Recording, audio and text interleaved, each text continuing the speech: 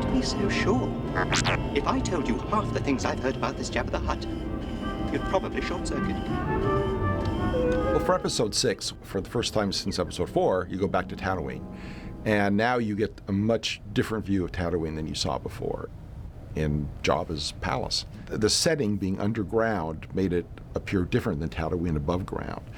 When you think about all that was going on under the surface of it, it was so imaginative and a huge scale. There's this sort of creature sitting on this rock, and suddenly the tongue of the creature comes out. It was one of the early shots where George really started treating a lot of the environment with creatures that are kind of secondary to the story. That shot could have just been Meanwhile at the castle, but in fact it wasn't. He put in this other stuff to make it really interesting and more compelling and add a sense of more reality to it. And we shot that many, many different times, in many different ways, many different designs, till we got something that was the right balance between an establishing shot of the castle, and by the way, here's something going on over here. And Phil Tippett designed that and designed a lot of the other creatures that were also in Jabba's palace. Making these things move. I mean, what if you cut a hole out of the wall right here? And he went in this way? One of the great things about George, what he was just like totally inclusive and would meet with us once a week and say, make me a bunch of stuff. And we'll get together and we'll look at it. And we built like these little maquettes out of clay and Sculpey. And we paint these up and bring them in, and George would look at them.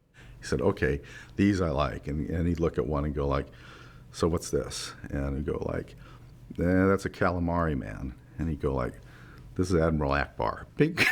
and then so he would start weaving this stuff into the script that they were building. I think there was a couple of things that didn't make it into the final cut that were just like, there was some creature that was made out of light. That didn't make it, but pretty much everything else did. In the skiff sequence, when they're on the surface of Tatooine, and the big creature that's sort of in the sinkhole was a pretty elaborate thing. It was shot in Yuma, Arizona. Yeah, it was an intense shoot. The barge was built on this big platform that was maybe 30 or 40 feet above the desert floor. So it was elevated so they could build the Sarlacc pit down and then have the barge up above that. So there was a great deal of room beneath the dance floor. And so all of the horrible things that live out there and don't generally bother you, we had to be like really careful. Every time we like lifted a box, we'd do it with a stick to see if there was a rattlesnake or a scorpion or a tarantula. The dirt that was on the ground was kicked up this dust. The costumes were like sponges of human sweat.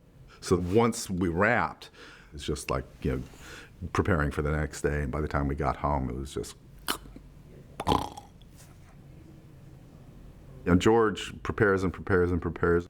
So everything is boarded and figured out. And I mean, the great thing with George was going into this stuff, you knew what you were doing and how you were going to do it. So when we saw the movie, that was the movie we shot. When I first saw Return of the Jedi, I had an entirely different impression of what Tatooine was like. It's just a bizarre, freaky place that is like your worst nightmare. It's something that was a real surprise to me when I saw it. I didn't know that all that stuff was actually going to be in the film, played that way. It made me never want to really visit Tatooine at all, if it actually existed.